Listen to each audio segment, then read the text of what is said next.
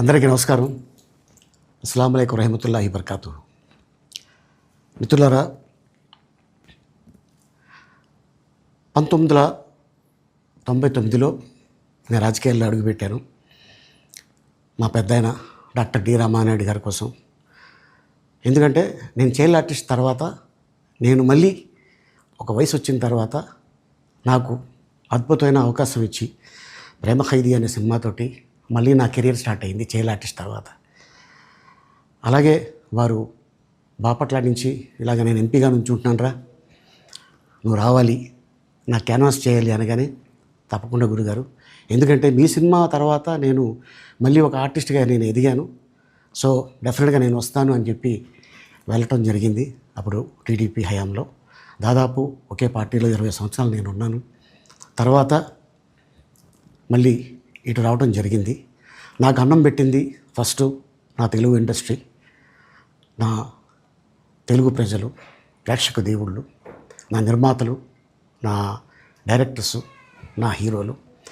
ఈ రోజున ఈ రేంజ్లో నేను ఎదిగాను. 45 సంవత్సరాలు ఇండస్ట్రీలో ఉన్నాను. దాదాపు 1200 సినిమాలు పైచిలుకు యాక్ట్ చేయడం జరిగింది. 6 భాషల్లో యాక్ట్ చేయడం జరిగింది. ఓకే, నేను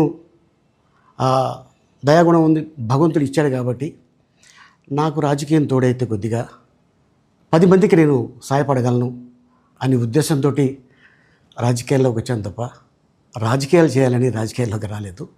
ఇండస్ట్రీ నాకు ఇంత మంచి లైఫ్ ఇచ్చింది, నేనేం చేస్తే బాగుంటుంది అని నలుగురిని చూసి నేను ఒక ట్రస్ట్ పెట్టుకున్నాను మా నాన్నగారి పేరున. దాదాపు 16 సంవత్సరాలు అవుతుంది నేను ట్రస్ట్ పెట్టుకొని. ఏ రోజు కూడా, ఈవెన్ దో కోవిడ్లో కూడా ప్రతి నెల వాళ్ళకి 1000 రూపాయలు నేను సాయం చేసేవాడిని. కోవిడ్లో కూడా ఆపకుండా అలా కంటిన్యూగా సాయం చేస్తూనే ఉన్నాను. చాలామందిని నా కుటుంబంలో అవ్వచ్చు, బయట వాళ్ళు అవ్వచ్చు, చుట్టాల్లో అవ్వచ్చు, చాలామందికి చదివించాను నేను. అండ్ అలాగే మా తల్లిదండ్రులు నాకు ఇచ్చిన ఒక గుణం అది అందరితో పంచుకోవాలని చెప్పి ఉద్దేశంతో నేను ట్రస్ట్ కూడా పెట్టుకున్నాను. నా ఇన్కంలో దాదాపు 20% నేను ట్రస్ట్కి ఇవ్వటం జరుగుతుంది.